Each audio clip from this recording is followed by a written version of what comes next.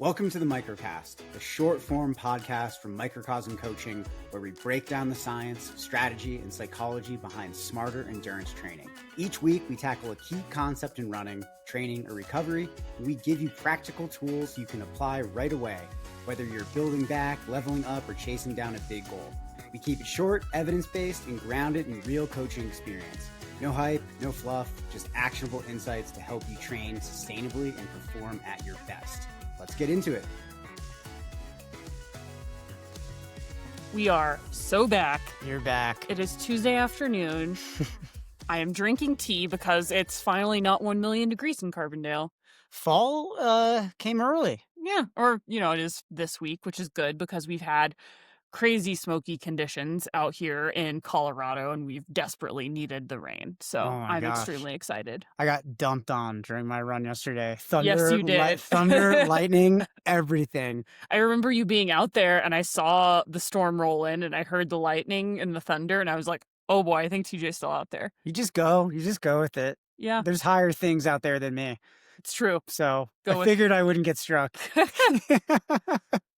And here I am. And here safe you and are, sound. safe and sound. So what are we getting into today? Yeah, we're going to do some hot or nots. Thank you so much to people who have either emailed us, DM'd us on Instagram, or gotten involved in our Slack community. You can email us at microcosmcoaching@gmail.com.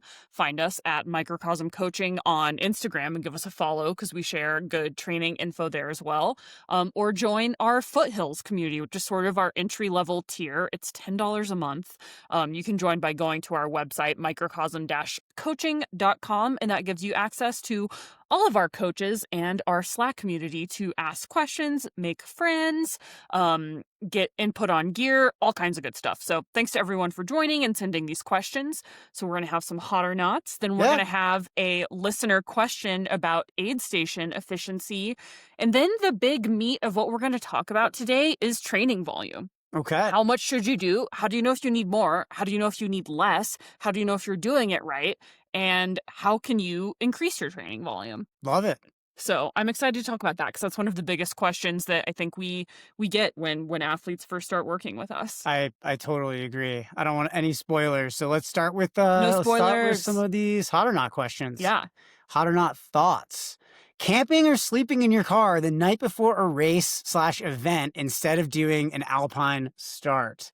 I'm going to say not hot for racing, but hot for doing like a cool adventure run, like running up a 14er or something. Yeah. I am a sleep diva, and I'm even picky about what Airbnb, I need it to be perfectly quiet. I need there to be AC. I need the bed to be pretty good. I need there to be an actual duvet, not just like that bullshit where it's just a sheet on the bed, which sometimes you get in hotel rooms and Airbnbs. I never sleep well before races. I keep hoping that one day it'll get better, but it never does, no matter what I do. But I'm in the back of my car, absolutely not. Yeah. I mean, a lot of people are investing time and money into the training process of preparing for a race. So why not just, I guess, throw a little bit more money at it and get yourself in a position where you're going to maybe get a little bit of a better night's sleep? Yeah. Don't love the idea of sleeping in a car the night before a race. I did this before a 50-miler I ran out in Moab, and it was really cold, which was not that great for the race because I was cold when I started and was cold for a while. Yeah. But also all of my nutrition and water froze in my car. God. So there are some logistical concerns that I also have around this. There's some races where it's kind of logistically hard to find a place to stay, like the Never Summer 100K that I did. I ended up getting a yurt with, shout out to Mito Maureen and my cousin Chris, friends of the show, / my incredible crew. Congrats to them on their recent engagement. Also, shout out Mito. Wow. Really a lot of shout outs there. Giving them a ton of shout outs. Hey, anyone that helps me procure a yurt for a race gets a huge shout out. I gotta say, the yurt, way better than car. I also don't own a $1 million Sprinter van. I'm going to chime in here. I know it's important to sleep well the night before a race, but often athletes don't. Yeah. And there's a lot of anticipation before these races and also early wake up calls. Don't be a quote unquote princess about your sleep before races, it's never going to be perfect. No. And if you're trying to dial in every single thing has to be right in order to get the sleep that you need to perform, I think you're missing the point. Like I know some things specific about your sleep that are helpful for setting you up for success. That's all fine and good. But at the end of the day, it's just one night of sleep, and most people don't sleep well before races and perform great. Yeah. I mean, I have insomnia. My sleep is always messed up. It's always absolutely terrible the night before races. Your sleep is weird. My sleep is bad and weird. My goal is always to just set myself up for the most success possible and then remind myself that I've had great results after getting like 2 hours of sleep. All right. So camping or sleeping in your car the night before a race, not hot. Yeah. I know it's not hot. Yeah, I'm going to go not hot. Okay. Pacers? Like, if it can be avoided. Okay. Pacers for elite ultra runners. Hot or not? I mean, I don't really have a take on this. I think it's cool to have pacers. I also think it's cool to not have pacers. Yeah. I do pretty well without. We're both training for the Run Rabbit 100, where the elite field isn't allowed to have pacers. I've also seen this question get sort of laundered through the like annoying, terrible ultra running terminally online discourse. And I think that like if this is what you're spending your life thinking about, God, it must be nice to be you. You must not have chronic insomnia.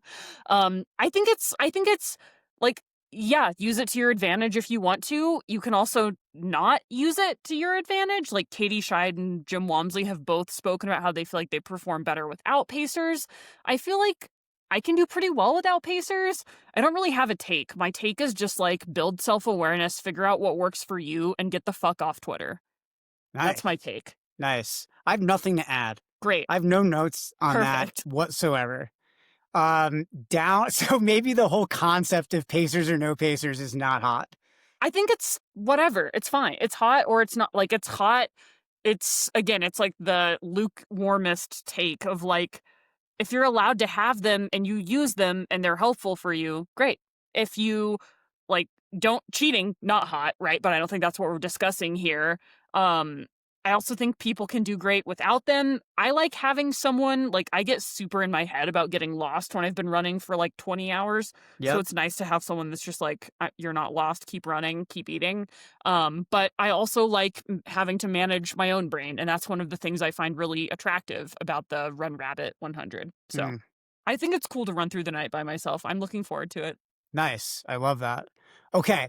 Downhill repeats, hot or not? Well, thank God there's finally one that I have a really hot take on. No, fuck no. There is not compelling evidence that this helps. There is compelling evidence that it can increase injury risk because of the impact factors.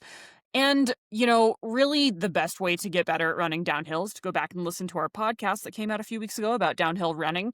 Not to like intentionally do repeats downhill, but in the course of your training to seek out terrain that as best as possible emulates the terrain you'll be racing on. And in the context of that training, pursue something called the repeat bout effect. So like doing a boot camp or maybe on the weekends, getting a little more vert and volume in to hammer your quads, but we don't need to be doing workouts downhill. Yep, no downhill intervals. They're also not aerobically, it's not aerobically efficient to train that way. Yeah, it's all risk, no reward. Yeah, invert that hill and start running uphill. And I know it's tough for like people who live in flat areas training for steeper races. And again, like my 10 cents on that, again, would not be to pursue downhill intervals because again, the risk is going to really outweigh the reward, but to do things like a boot camp so you can get that repeat bout effect, like 2, 3, 4 days in a row of repeated downhill running just in the course of your training.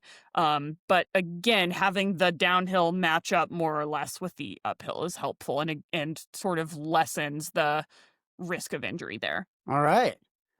Last but not least, hot or not, being fat adapted. So this one is weird because I feel like I'm projecting. It's a trap. It's a trap. So I'm just going to answer this in the most annoying way possible. Everyone, unless you have a metabolic disorder, you're fat. I guess being fat adapted, I guess that means being sufficiently able to utilize fat as fuel. Yes. So if you're doing any amount of aerobic-based training, you're fat adapted. That's one of the points of aerobic-based training, running, cycling, whatever you're doing in zones 1 and 2.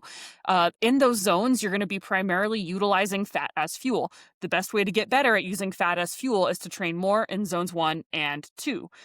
A bad way of trying to become quote unquote fat adapted is restricting or overly periodizing carbohydrates to the detriment of your training. Well, and I think that's why the answer to this is not hot, because in this context, it's mostly about what silver bullets are out there that are going to help us be more fat adapted, rather than just taking that approach of just like do your fucking training. Doing your training. Do your training. That will help with fat adaptation, and make sure that you are honestly going really, really easy. I think so often the people who are like, oh, but I want the hack, I want the trick, those are the people who aren't always the most disciplined around their efforts on easy days. So don't restrict carbohydrates. There's not compelling evidence that carbohydrate restriction changes your substrate use. So limiting how many carbs you take in, whether that's like the sort of like doing a fasted run, doing a fasted workout, or not taking in fuel during your runs, that doesn't improve your body's ability to metabolize fat as fuel. So don't do that. It actually, particularly for female athletes, can have profound injury risks. And then for male athletes, there's still some injury risk, but it also just doesn't make you better at utilizing fat, and it makes you not better at running because you'll be going slower at recovery. You know, I've heard of the concept of people like practicing bonking, like intentionally bonking on runs. Don't do that. There's no evidence that there's any benefit to that. Your time and energy is going to be best spent doing good aerobic training and fueling that well, and making sure you're running sufficiently easy, and then fueling your long runs and workouts well, so that your body can get good at utilizing carbohydrates, so that you can actually tap into that substrate when you are training and trying to train at high intensities. Okay, so the moral of the story is there are actually no silver bullets here. Is that just trick, do your that training. Question is a trap, because like if you're not fat adapted, if you're not able to utilize that substrate, that's bad, but that's also like an actual disorder or a disease rather than like someone taking in gels. So like if that's you, stop listening to this podcast and go to the ER right the fuck now. All right, let's get into our listener question. I think we've exhausted that topic. Oof. Never. I mean, that's one of the biggest things we get. I can go on about that. Good soapbox moment. This is literally why I have a nutrition podcast.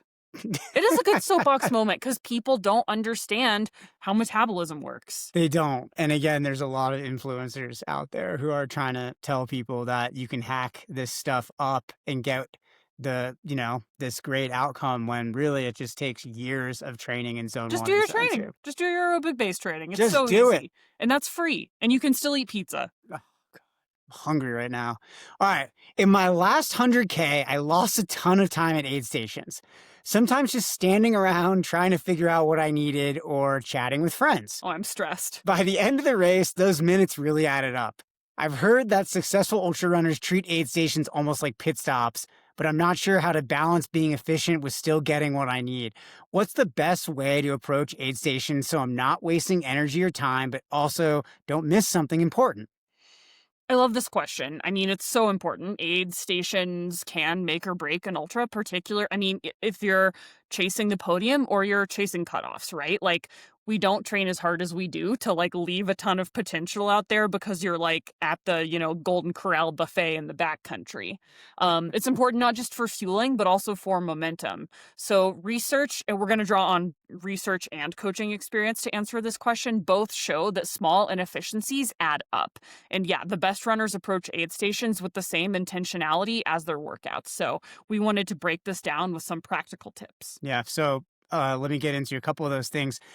I like athletes to think pit stop, not picnic. Yep. I was just, recently working with an athlete who was telling me that like the last time they did this particular race, they had over 3 hours of stoppage time. Oh God. And I was like, wow, like that's really the difference between like the finishing time you had last time and like your finishing time for this race That's now. like the difference, and you could sit down and watch There Will Be Blood, the director's cut. So, right. So, like, what are you doing with all that time? Well, studies on ultramarathon pacing show that the time spent, stationary is one of the strongest predictors of finishing time. Because if you're standing, you're not running. Right. Like, you're sitting, you're mulling around the aid station, you're problem solving something maybe that's gone wrong. I want each athlete to think like, okay, aid station is like a Formula One pit stop. You run in, you drop the stuff you don't need, you grab the stuff you need. Thank you, goodbye. Yep. And it's just like bing, bang, boom. Like super, super, super dialed in. Nothing more than you need, nothing more than you don't, like nothing that you don't need. And let's talk about how to do that. I think the biggest part of that is to have a plan before you arrive. The wrong time to game plan what you're going to do at the next aid station is in the aid station. So know exactly what you're going to do before you enter the aid station. Decide before you hit the table what you need. Maybe you need a fluid refill, gels, salt tabs, etc. For me, I'm always like, okay, order of operations, dump the trash out of my vest, fluids in first, because I think it's easier to put flasks in before you put more gels in. But basically empty the vest, fluids in, gels in, go.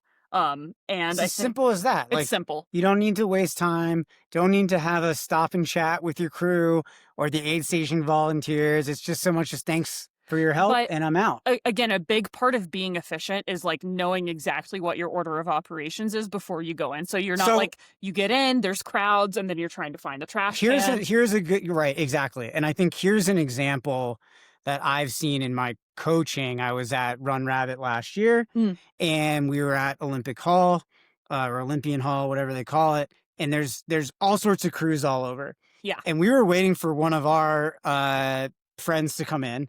And I observed an athlete coming in who was an elite athlete coming into their pit stop. And they had many different fueling options kind of sprung out on the ground. Yeah. And so when the athlete came in, the athlete had to look at everything that was on the ground. Yeah. And then decide what they wanted for the next section. Yeah. And that not only took a lot of time, but I could see the athlete, we're 55, 60 miles into this race. It's late at night. Yeah. The athlete was tired. I could see them struggling to compute like what they needed and how long it was going to be to the next crew spot and like all of these things. So when an elite? Was it their first fucking day as an ultra runner? It was not. I'm not going to name names. You're going to have to tell me afterwards. This is going to bother me. Because this is some rookie bullshit. I mean, it was, I just stood there and I watched. But I'm going to get involved. If I see that, all levels. I don't even care if it's someone I'm racing against. I'm going to be like, girl, let's chat because I can't with this. This happens at all levels of the sport. So that athlete, wasted 10 minutes in there at least trying to figure out like what they needed. And that stuff, in my opinion. Did they finish? Yes. That stuff should have been in one Ziploc bag. Yep. Everything that they knew they needed for that next segment. Yeah. That bag should have been unloaded into that athlete's vest, and that athlete should have left the aid station within 90 seconds. In my opinion. So the most important thing you can do is you can simplify your decisions. That's Decision exactly fatigue right. is real, particularly late in races. Your brain will stall out. You need to do all of the math about how much fuel and hydration and salt and calories you will need. The wrong time to be doing that is in an aid station on race day. No, that should be done at least a week before the race. Be an adult, make a spreadsheet. And there's sort of like, I always think it's like you want to have your A plan, but obviously you want, like, there's a good balance between being overly rigid. Like if, for instance, what you were planning on eating doesn't work, you want to still be able to like rotate in something else. That's different. But you don't want to be making these decisions on the fly, like as if it's like an episode of like Chopped in the backcountry. No, and this comes down to the next point of using your crew and the volunteers efficiently and effectively. Offsetting the decision making to your crew because you've given them explicit instructions ahead of time saves you time. Asking volunteers to do specific tasks for you when you're at an aid station saves you time. Here's my strategy. And I do this as lovingly and respectfully as possible. But when I'm racing, I go into an aid station. I identify a volunteer who isn't currently helping someone else. I ask them for their name. They will tell me their name. I'll say, thank you, Mark. Will you help me with these things? And I will put them to work, and that works amazingly. Right. Then I thank them profusely. Here's my flask. Here's my instead of Morton. me fumbling with stuff, that way I have someone helping me out. So like I can be ripping open hydration and pouring it in. I can be taking out trash and like just, don't be afraid to lovingly boss people up in a way that is respectful and cognizant of what's going on around you. People are happy to do it. And I think that that's really helpful as well. But also the most important part of that is always thanking aid station volunteers. That is so, so important. Those people are taking time out of their wild and precious life to give you mashed potatoes so that you can jog around for 20 plus hours. That is incredible. Okay, another great tip here, keep moving when possible. So you can eat and walk at the same time. Yep. You can if eat you're stopping to eat, oh God, we've got an issue. You can eat and you can talk with your pacer and crew at the same time as you're exiting that aid station. You know, a short walk break is fine, but forward motion, it prevents your body from cooling down, stiffening up.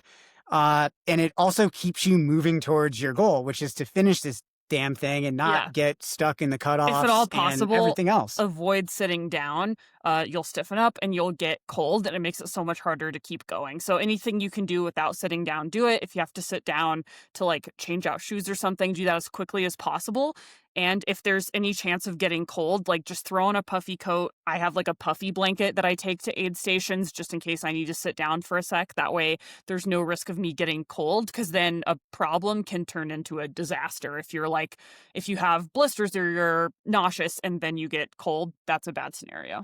Budget your time. I like athletes to set ahead of time a time cap for every single aid station. Yep. You know, I like maybe slightly longer for spots that are not crewed, because you have to deal with the volunteers. You have to pull stuff out of your pack. Yeah. You have to fill things. That's going to take longer. Crew spots should be your shortest and most efficient, because everything can be handed and exchanged very quickly and pre-prepared. You know, check your watch. Have one of your crew members set a timer and talk about limit that timing in your crew meeting ahead of time. Say, I want to like max 2 minutes in aid stations. And that's what we do when we're crewing each other.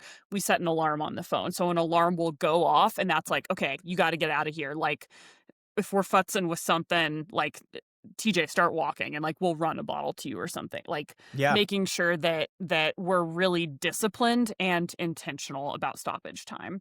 And again, have that goal ahead of time, because if you're just going into a race and you're like, I hope I'm efficient, and you don't have like an actual goal around it, that's going to be really hard.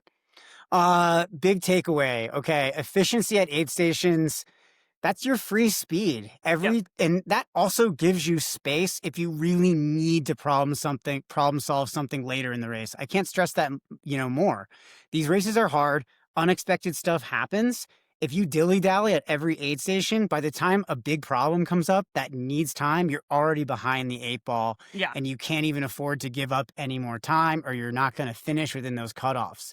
So be really efficient and take more time if you need that time to take care of yourself and ensure that finish. If you don't need to take that time, don't give that time up. Keep moving forward. Have a meeting with your crew and practice these things. If the first time someone sees a soft flask is when they're filling one for you at an aid station, that's tough. Like we did this race in Italy where my parents were crewing us, and it was the first time they had ever done that. So we literally sat down and gave them like the 101 on like, this is what I talk about when I say a soft flask. This is what Morton looks like. And like, it sounds silly, but it was so necessary. They're just random people from Arkansas. And so that way we taught them, like, here's how you open a flask. Make sure you put the powder in first and then the liquid in on top of that. And that way they didn't feel panicky in aid stations either. Because if your crew feels panicky, that's going to rub off on you. That's not good. You don't want to be, picking up on that anxiety. So like drill this stuff with your crew ahead of time, just so that everyone feels comfortable and knows what you're referring to when you're talking about things too. Boom. All right, get efficient out there. Yep. All right, let's get into our discussion around volume. How many miles should I run each week? This is one of the most common questions that we get actually as coaches, and people like grasp onto their volume Yep. like it's the We have some volume queens end in all the be all house. of their training, you know, and there's very specific moments in training when volume should be low and when volume should be high. Some people are swearing by 100-mile weeks. Others say, you know, a 30-mile week is plenty. What the heck is the real answer to all of this? Well, it depends. So let's get into the science and set some guideposts for folks. Yeah, so today we're going to talk about why training volume matters, how your body adapts to it, how to measure and track it, how to progress safely, what the evidence says about that, and how to know when it's time to either dial back or add in more volume. Yeah. So let's talk about why training volume matters. Well, running volume is the single biggest driver of aerobic fitness. That is true. So, you know, physiological changes are going to happen from increasing volume. You know, mitochondrial biogenesis, capillary density, and enzymatic changes, fat oxidation, angiogenesis, slow twitch muscle fiber recruitment and development. All of that happens because we're running at zone 2 or Yep. below. So that aerobic fitness is the byproduct of doing volume, Yep. essentially. Yeah, and running more over time is what builds that bigger aerobic engine, but it has to be progressive and it has to be sustainable. Now, it's always the kind of delicate line we're walking here of you can't do too much because then that's how you burn out or you get hurt. But you always have to be you have to be building, you have to be progressing it, you have to be evolving. You do have to do more over time because if you just keep your volume and your intensity stable, you're not giving your body that progressive overload that it needs to adapt. Yes, exactly. So how do you find your baseline? How do you know what's appropriate for you? Where do you start?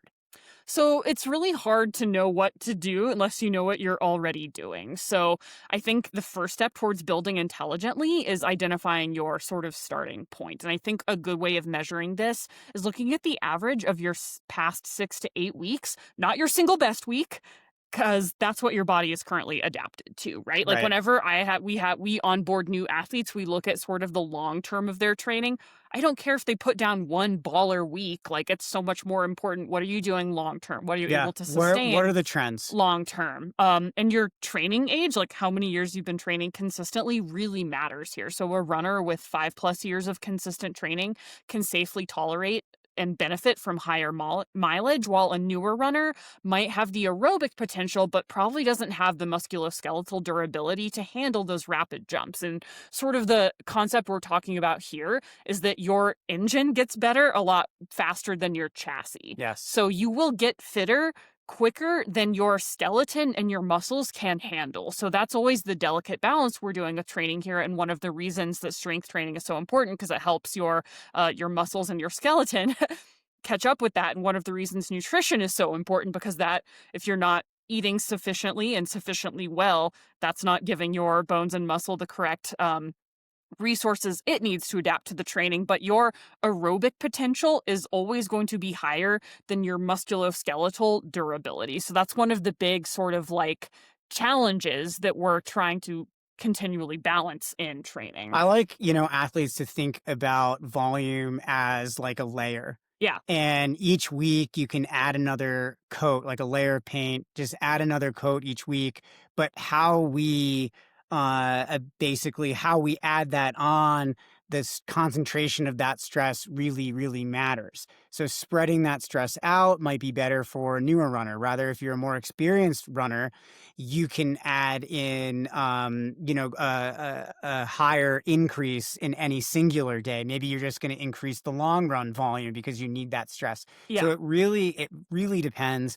And one of the things that I do as a coach to help me understand what is the best approach for each athlete is to really look at those trends over time. What is the average long run duration that this athlete has done over the last 6 months? Yeah. What does that compare to over the last year and the last 18 months? What does that compare to over the last 6 or 8 weeks? That might help me better understand what kind of progressive overload they need to get better Yeah. for that long run day. Also looking at those same trends and timelines for overall volume for the week. And then, looking at how that stress has been concentrated can really tell you, Yeah. oh, I'm doing 8 hours a week, but like it's 90 minutes every single day, no rest days. Okay, great. Every single day is the same. So Yeah. where's our stress here? Right. Where's our recovery? How can we add in volume? Where do we take away volume? Right. There's a lot to think about. Yeah. So let's talk about the best, most accurate ways of quantifying volume. Because I feel like this is where a lot of people get messed up. And I feel like a lot of this is sort of driven by just sort of like colloquial language and running culture. Because like we even talk about mileage as like a shorthand for training volume. But Yes. our perspective on things is you should not be tracking your mileage. You should be tracking your training volume by time and thinking about it by time at different stress intensities or different effort levels. Right. Because if you think about it, miles are simple and motivating, right? Yeah. But it's also misleading because 10 miles on the trail is not the same thing as 10 miles on the road. Yep. Rather, time on feet, it kind of helps to level the playing field, especially useful for trail and ultra runners. Because our events take place over long periods of time and over varying different kinds of terrain. Yeah. Training stress models are also helpful, like TRIMP or RTSS, RPE. Those can be helpful for tracking some of that stress. But I think a key coaching principle to follow is the body doesn't know miles, it knows stress. So however we're trying to track that stress, we need an accurate assessment and a consistent assessment of that stress in order for us to really know what we can handle, how much to add on, how much to take away. So can you achieve 50 miles of training stress? It's kind of going to depend also on other factors like terrain, pace, and intensity. And a practical tip here for folks is track at least 2 metrics. Yes. Track your RPE and your miles, or your time and your RPE, or your time and your heart rate, your time and time and miles, whatever it is. Track a couple metrics so you get a fuller picture of what your training load looks like. Yeah. Yeah. And I feel like, even the phrase time on feet, I'm always a little because I feel like that is a real gray zone in terms of how quality is that time on feet? And, it's always a balance here because if you're really trying to train to race and be prepared for specific events, you want to think about specificity, and time on feet may not be that specific, and just standing not helpful, or just wandering around in the woods doing really low quality super low intensity isn't going to be that helpful. And so as we've been training for Run Rabbit, you and I have both been really focused, particularly on our long runs, of trying to have the intensity of the long run match the intensity of the race, trying to really tap into that 100-mile effort and go on that 100. I mean, thankfully we've been able to go to Steamboat and train a little bit on the course on that 100-mile terrain. So, if you're training for a 100-mile race, but you're, doing all your volume on the roads at marathon intensity, that's not very helpful. So again, volume isn't the end all be all. You really need volume and specificity for your training to be beneficial. So I'm always just a little time on feet. I feel like that's such an old school way of talking about ultramarathon training. I don't love it. You mean the last 5 hours at my standing desk? I shouldn't have Strava that? That's not training I'm volume. not supposed to Strava that? Yep. Oh shit. Okay. Yeah. But yeah, how do you, this is something I feel like you're really good at as a coach. You frequently, how do you, what are the things you're looking at when you really zoom out and you're sort of looking at your athletes' dashboards to see what their baseline is and calculating what progressive overload looks like for them?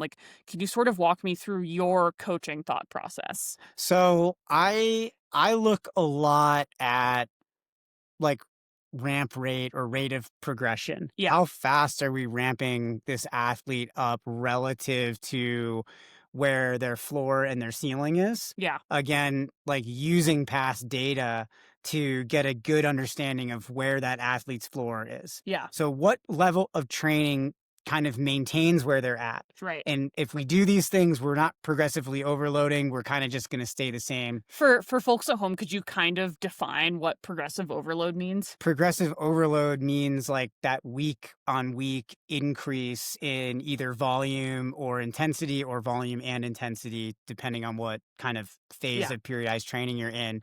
How much more difficult does the training get week to week, or how much are you changing certain variables, increasing certain variables to provide enough stress that the athlete is forced to adapt and get better. Right. So, I don't know. I do sometimes use the 10% rule as like a bit of a proxy. Like I look at that.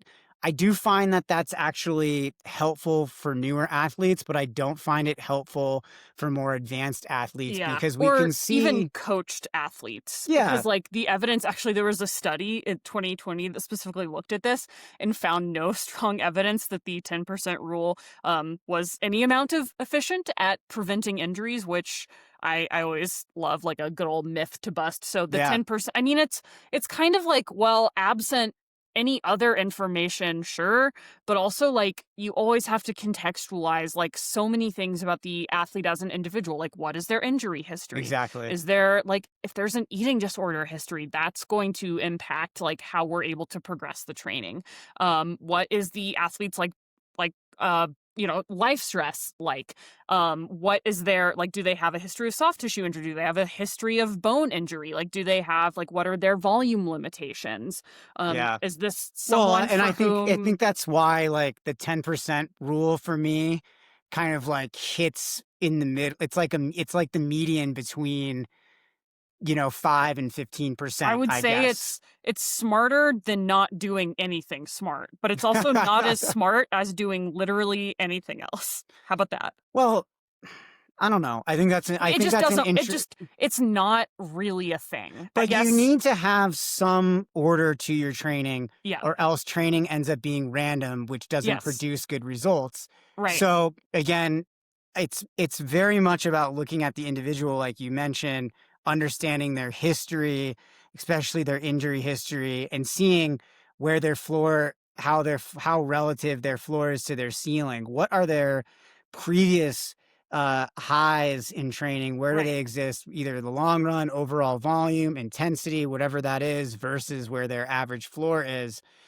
A more experienced athlete can handle bigger swings. Yep. They can handle like going into like a 30% like down like deload week into a huge week. Like, I go from 10 to 13, 14 hours. It's like, wow, that's a massive increase. That's not the 10% rule.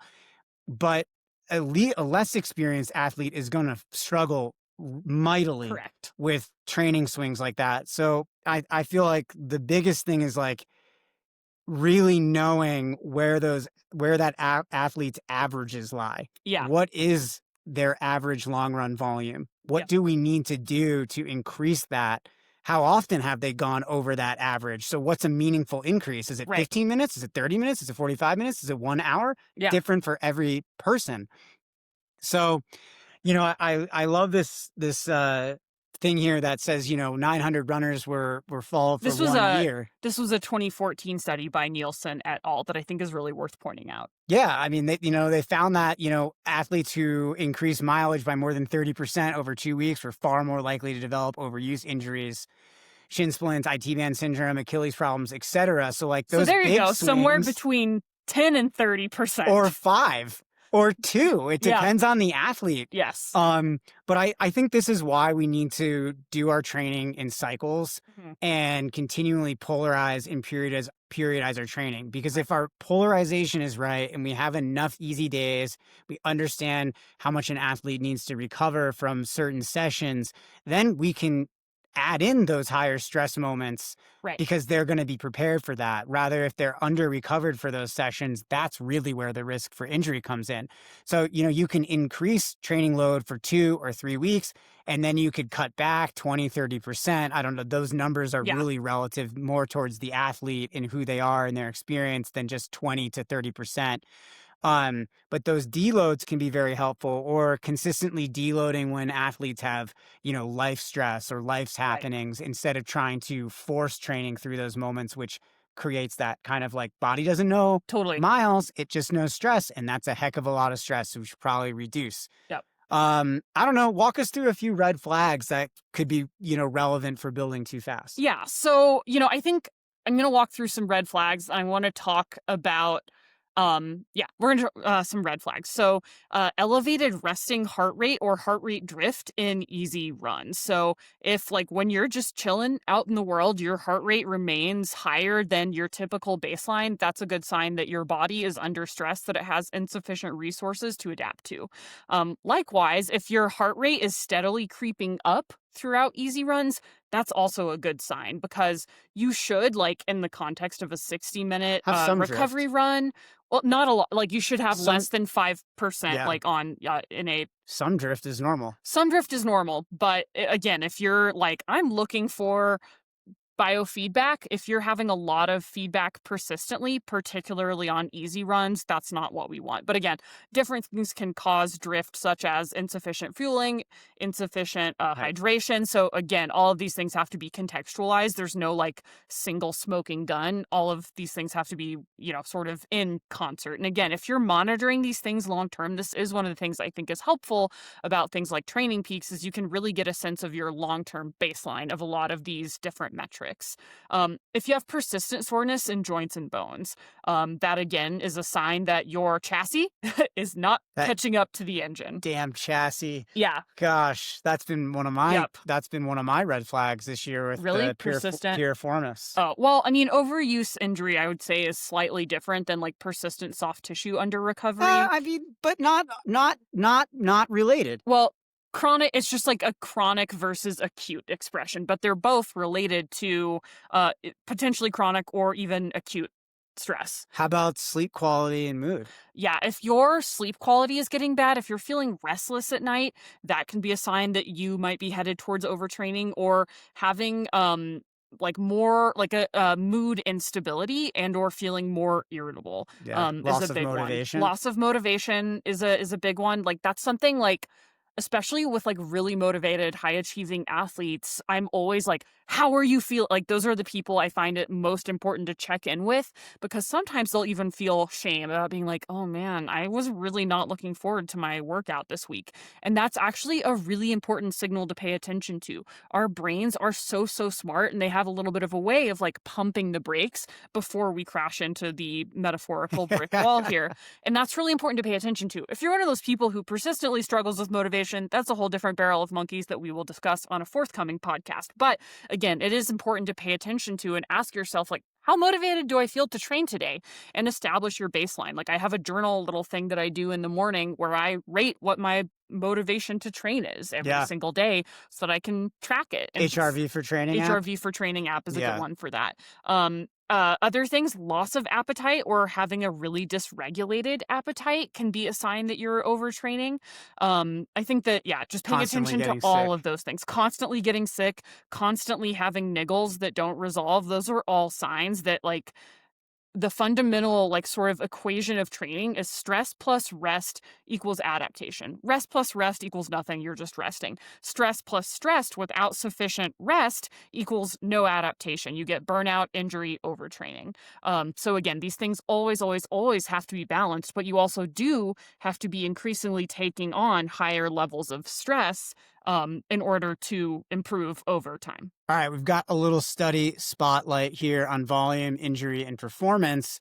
We already kind of quickly glossed over this Nielsen et al. 2014 in the Scandinavian Medical Science Journal, and I think this is a great study. Studied new runners' injury risk relative to mileage increases, and found that rapid increases, not total volume, predicted injury risk. So, a key takeaway here is that mileage itself isn't the villain. It's how we distribute that training load that can be really problematic. Like how much are we increasing that long run volume week to week, or how much are we increasing intensity week to week? How much are we? It could be overall volume, if not periodized or polarized properly. Yeah, and I think big culprits we see here are when athletes are like, I need to take an off season, and then they don't train for like several weeks or a month. Like the broad strokes of like, did I train for 100-miler before I was really ready to train for 100-miler? Yeah, so this is one of the reasons consistency is so important, because that helps prevent spikes. I think another pattern I see a lot with runners is people will sign up for their first 50-miler, their first 50K, their first 100, first 200, and they kind of panic train because they haven't been doing the work chronically over years and years and years. And these things do take years and years and years to like actually be prepared for. And so because they don't have the foundation, they basically only do panic training, which is enough to maybe only slightly mitigate injury risk, not truly enough to get the physiological adaptations you need to like actually do good at these things. And because they have to sustain such high volume and they can't miss a day and they have to cling so tightly to the volume because they're so panicked, that really burns people out. And it's a lot to ask of your brain, and it's way too much to ask of your body. And that's one of the like big sort of like cycles we see people get caught in, of like, they aren't consistent, so then they sign up for a thing to try to motivate themselves to stay consistent, but their personality remains unchanged. So then they panic train, which means they're overtrained, hurt, or burned out. So that means that when and if they even get to the finish line of their race, they're totally burned out. They want nothing to do with running for like 2 weeks, 2 months, until you rinse and repeat. The cycle starts again because they get an email from Ultra Sign Up announcing that the, XYZ Dakota half quadruple marathon is open. Well, I think you had a good spoiler there for this next study, and the big takeaway that Sealer and Tonneson 2009 had is that consistency and progression over months is more important than any single week of training. Yep. So that like big peak week that everybody wants to nail getting ready for their marathon, or that big 100-mile week that is a quote unquote must have for 100-mile training, not necessarily true. I don't think I've ever had an athlete, I don't think I've ever had an athlete I coach run 100 miles in training in a week. You'll get there. Yeah. You'll get there. That is just because I coach individuals, and most of these people are amazing parents and people with jobs and hobbies. And it's a lot to anyone run 100 who miles tells in you, a week. yes, yeah, like I only did that for the first time this year, so yeah, just for context. Again, consistency and progression over months, and I would even cross that out years. That's how you got to run a 100-mile week or multiple 100-mile weeks that you've run this year in training. I think it's important to recognize that is so much more important than those peak weeks, because again, as coaches, when we look and review an athlete's training, we always look at trends over time, 12 months, 18 months, what's happening in that more narrow field, 6 months, 6 to 8 weeks. Those are the things that really matter and tell us what we can do, what kind of loads we can apply. So, in this study, they analyzed a lot of elite endurance athletes' training logs. They found that performance correlated best with chronic training load. So again, the progression over many months and years, and there's a rolling average of training that, is reviewed here, and that's what's important, not a single kind of hero week. If you're one of those hero athletes out there, check that behavior. Ask yourself what kind of beliefs are driving that, because the research does not back that up. I would get a good therapist and a good physical therapist if you're one of these individuals. Build out that support. I mean, you got to have that team. If you're into those hero weeks, you better have a PT on speed dial. You're the kind of person that keeps like one of the little like the boots in your garage. Like when your foot gets hurt, one of the like. I just have a couple crutches in the garage. I just keep my crutches on hand. So, elites are getting strong because they're training month over month, year over year. Not because they have 1 or 2 great weeks every single training block. Let's talk about when to dial back. Remember, your body adds up all stress, not just training. So work, deadlines, lack of sleep, family stress, all of that is extra load experienced by your body. So, we talked about some of those signs of reducing mileage or volume earlier. And here's some sort of like tangible strategies you can employ. Cut volume by 20 to 30% for a week, just a classic deload. Swap a run for cross training, bike, swim, elliptical.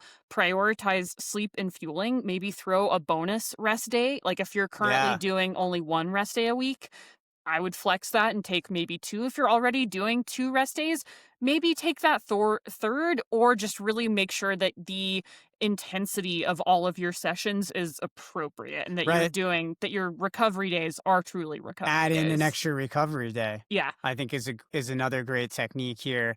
And consistently, this is we're in endurance sports. Everybody feels like more is better. Find your sufficiency in training. More is not always better. If you're struggling with those cutback weeks or deload weeks, if you're struggling with your rest days or your recovery days, that's a signal you need to invest time on the mental training perspective of Yep. why that's difficult. Like you do need to go head into what are the beliefs that are driving those behaviors, because Yeah. recovery is the most important aspect of this process. If you're not building in that recovery and you're not recovering adequately, you will eventually stop progressing. Yeah. And you will So likely get hurt. a metaphor I like is that training is like it's sort of like a house in a storm, and training is the storm that tears down the house, and the recovery days are the days that you actually build back up so that it can withstand the next storm. Yeah. So if you're not resting, you're just constantly storming on your house, and that's dumb as hell. So don't do that. Here's how to know when you can add in more, because here's sort of the paradox here, and this is why like aphorisms and dumb little like Snapple cap fortune cookie dipshit Instagram comments are not very useful for athletes, is because you actually do have to do more overtime. Yeah. Like more is important. If you do the same volume for your entire life, you are just not going to improve as optimally. You might like maybe get like marginally better, but like that's really, it would require like perfect case This scenarios. is just like one of my biggest gripes with a lot of coaching. I feel like that happens right now in the endurance space is like there are some coaches who really pay attention to that year over year volume, and there are some coaches who do not pay attention to that. And coaches, if you're listening to this, you should be tracking your athletes' historical data year over year, because if you don't increase their training year over year, they will eventually stagnate. That's as much of a message to you guys as it is, for me too, as a coach. To, I need accountability around that. It's so important. When I review an athlete's year of training and I look at, their next season and that blueprint for what's coming up next, I look at, what mileage have they been handling consistently for those time period, 12 months, 6 months. What have they done in the last 6 to 8 weeks? Again, is very helpful.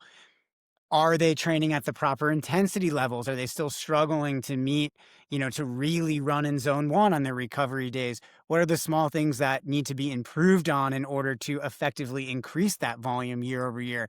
How are they recovering from certain sessions, and how are they recovering day to day? Are they carrying a lot of fatigue or not? All of that stuff has to be taken into context and consistently needs to be reviewed. Yeah. And one of the biggest subjective thing, again, like you can't just coach by charts. Like that's not going to work. Exactly. You do have to, in fact, talk to the human individuals you're coaching. And one of the biggest pieces of subjective data that's important for coaches to get is their recovery improving? Because that's one of the biggest signs of like, is this person overall becoming a better runner? And like you can't fake improved recovery. You could like sort of like, if you don't use a heart rate monitor and you're kind of racing your easy days, it could artificially look like your paces are getting faster. So that's not always like a reliable like one-to-one of like, is this person getting better? But you absolutely can't fake, I feel better even though I am doing more training over time. So that's one of the biggest things I as a coach am looking for in the subjective data. And some other things like athletes can look for to know when they're able to add in more volume. If you've handled your current volume consistently for at least 6 weeks, that's kind of a great vibe check, If your RPE and HR are aligned with the expected effort zones, like you're able to consistently in a VO2 max effort, you're able to hit those efforts, you're able to hit those heart rate zones. On recovery days, just as importantly, you are able to keep it easy. If you're one of those people that feels like, oh my God, there's like no pace that's easy for me, you're not ready to build volume. You need to spend more time mastering the current level you're at. If you're recovering well between sessions and not carrying fatigue day to day, if you're persistently feeling like there should be productive times in training where like I know I've done a workout or a long run and I'm like, oh God, I need to couch for the day. that's okay at a few key moments in your training, but that is not an acceptable, like, chronic condition of your training. Not at all. Yeah. It should be happening, a couple times in a build, but that's it. Yep. Some best practices here. If you're a self-coached athlete, pay attention to this. You add frequency before volume. Yes. So it's a lot safer to add a fourth or a fifth run per week than it is to stretch the long run, by 30%. Yeah. Cap long runs at 25 to 30% of weekly volume. So, for example, a long run is 15 miles if you're running 50 miles a week. Yeah. And also you could consider doubles as a safer way to add load. Mhm. You run 60 minutes in the morning, and then instead of adding 30 minutes onto your long run, you could add a 30-minute recovery run in that afternoon. The big thing with doubles is making sure that you're still prioritizing keeping recovery days. Yeah. So only add doubles onto your endurance run days. You don't need to be doing a double after a long run. But also, but remember that splitting up the volume does tangibly change the stress. So like, Yeah, it's less if your stress. coach has assigned you a 90-minute run for the day, a 90-minute run is different than a 60-minute run and a 30-minute run. And again, like, those are both just different training distributions, but they are experienced differently by your body and have different objectives and outcomes. And a great rule to just put on top of everything we just mentioned is keeping that volume in zone 1 and zone 2. Yep. At least 80% of your training, if not more, specifically for runners, because of those impact forces, should be in zone 1, zone 2. A little example build for a 40-mile-a-week runner might be week 1, add a 4-mile easy run to get to 44 miles from 40 miles. Then hold 44 miles or so for 2 to 3 weeks. And then you could extend a session or two in that 4th week, and then cut back in the 5th week for recovery. With an increase, of just a few miles on that 4th week, go up to 46 miles. Yeah. I mean, I wrote this outline using mileage because I think that's easier for people to wrap their heads around. And that's the heuristic many people are bringing. But we advocate for using time to track your training volume, particularly because you and I specialize in coaching trail and ultra runners, although that approach is great also for people doing marathons, road races, speed training. Totally. Actually, all of my marathon runners train by time. Yep. Except in some workout instances, we will do workouts but with miles. Yeah. I just wanted to use a heuristic that maybe a framework that felt more immediately resonant. It is, and it's not like one that represents how I think about things. And it's more like, okay, it's 8.25 miles or hours this week and 8.45 hours next week. It's like a little hard to understand that in the context of audio. Yeah. Exactly. All right. But I think what's Takeaways. really important for people to understand is there's no universal mileage sweet spot. There's no, you must be this tall to ride this ride. You have to run XYZ miles to run an ultra, to run a marathon. That's not how any of this works. All of it depends on your baseline, goals, and lifestyle. It all has to be extremely individuated. Again, I would advocate for hiring a coach, but also if you're an individual, take into account your individual variability. And if you're using like an online training thing, really try to manipulate it so that it fits your individual variability. Seriously, especially around how you polarize and periodize your training week. Yep. Physiologically, more miles does help you build a bigger aerobic engine. But again, it's all about that progressive overload over months and years. Yeah. Not just big increases randomly throughout a build. Yes. Like, again, the core tension here is you need to be doing more volume. You will not get better at running if you don't do more running. You also absolutely can't do that right now. Yes. Like, over time. it's like this, like, your training is a Monet and every day is like a little like brush stroke. So when you're looking up close at it, it's kind of like, what is this? I can't tell what it is. But when you zoom out, it's like a beautiful lily pad. It makes sense in context. But what you should be doing acutely is setting yourself up for success chronically. So in the short term, focus on setting yourself up for that long-term success. And that usually means not like going, go big or go home, because oftentimes if you try to go big or go home, you'll just go home. But you do need to be doing more over time. So again, it's like there's a tension here, there's a nuance here of like you do have to do more to get better. Volume is important. Doing more volume is better than doing less volume long term, but again, with all the caveats of like individual variability of like there will be seasons of your life where maybe we need to cut back. Maybe the goal won't always be optimizing or super compensation or progressive overload. Maybe there are times where the goal of training is maintenance or base building. So if you are trying to progressively overload your system, think about a couple things here just in closing. Monitor your time spent training, that overall training duration. Monitor how much of that is intensity and how much of that is zone 1, zone 2, and think about that in the context of the overall stress of your training and the overall like life stress that you're carrying into that training. That stuff really matters.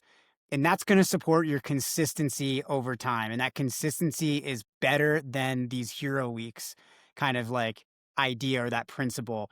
Remember, elites succeed over years of steady, sustainable training. Well, so do amateurs. So there's no difference there. Everybody is using these same principles because these principles hold over time and they work. Because metabolism and gravity is the same for all of us. Golden rule. If you want to run more, you have to earn you have to earn the right to run more by first mastering consistency and, the things that support consistency, right? Understanding your stress, understanding to recover well. You want to train hard, you have to recover just as hard. Yeah, you can only train as hard as you recover. So I hope that was helpful for you guys. We'd love to hear from you. It's been great to hear from athletes who are also looking for coaching and support in their athletic journeys. So many of you guys have reached out, which hopefully that's a sign that we're doing good stuff here on this podcast. If you've made it this far, please rate, review us, like us, whatever the platform is that you're listening to this on. That helps us build the community and spread the word. Get at us. microcosmcoaching@gmail.com. We will see you guys next week.